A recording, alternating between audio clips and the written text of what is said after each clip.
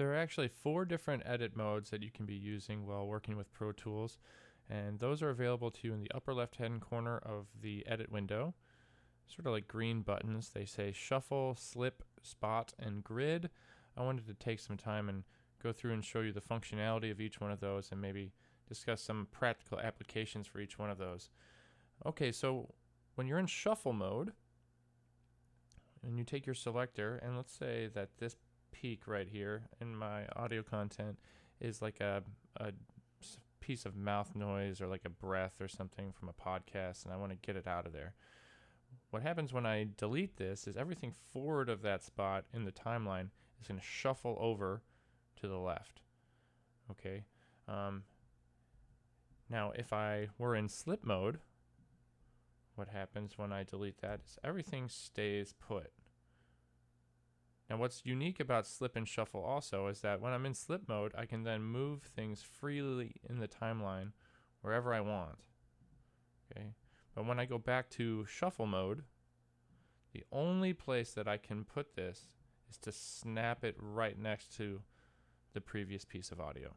Those are the differences between shuffle and slip mode. I find myself jumping between the two of those probably the most. Okay, next up is grid mode. And if you can see, as soon as I turned that on, I started to get these little vertical lines in my timeline. And those are representative of my grid and my grid value. So my grid is set to 1 second. So I get these little vertical lines at 1 second. And when working in grid edit mode, I'm restricted to movements on the grid. So you see, even making a selection, or if I was to start moving audio clips around, I'm restricted to staying on the grid. Now I can, of course, change that grid and change those restrictions, but maybe if I'm working with very like electronic music and it's very on the beat or something like that, I can move things around based on grids that follow either minutes and seconds, frame rate, or bars and beats, different things like that. The final edit mode is called Spot, and it is what I find to be the least useful. When I hit an audio clip with the grabber tool, the Spot dialog box is going to come up. It's going to say, where exactly do you want to put this? What time scale do you want to use? And where exactly do you want it?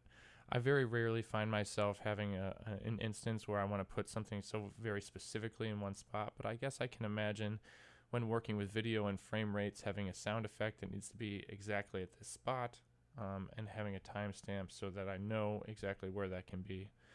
So there's different practical uses for all of those.